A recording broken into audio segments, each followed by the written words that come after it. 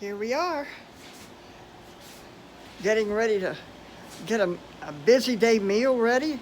Not a big meal, because I got all this work to do. Yeah, like I'm going to get it done today. Slowly but surely, Rome was not built in a day. This is my kitchen, my laundry room. I got a lot of work to do.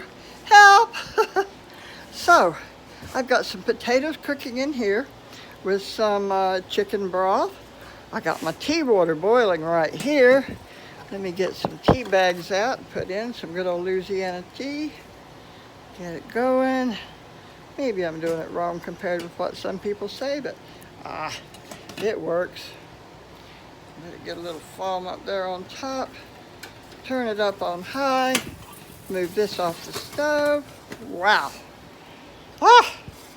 And I reverse osmosis water.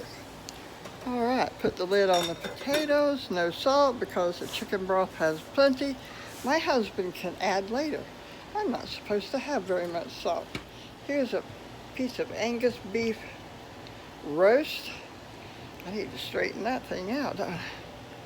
Yeah, there we go. And I'm gonna put this taco seasoning mix on top. My husband does like it kind of spicy. That'll make a good roast right there. Taco seasoning on black Angus roast beef. Pour in some little sauce, spread out that. Okay, my fingers were washed. They were not dirty. Okay, a little more water. What do you say? That's good. And put the lid on. Turn it to high. Set it and forget it. Supper will be ready when I hear the door open and I hear my husband coming in and saying, "Oh, hi, I'm home.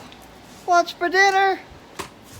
Well, he'll have some vegetables to go along with this. I'm still painting on that. Myrtle's saying, "Well, where's my din-din?" Anyhow, we'll have an easy supper, because by the time dinner time comes tonight, I'm going to be too tired to do much of anything more than serve it up. Have a good day.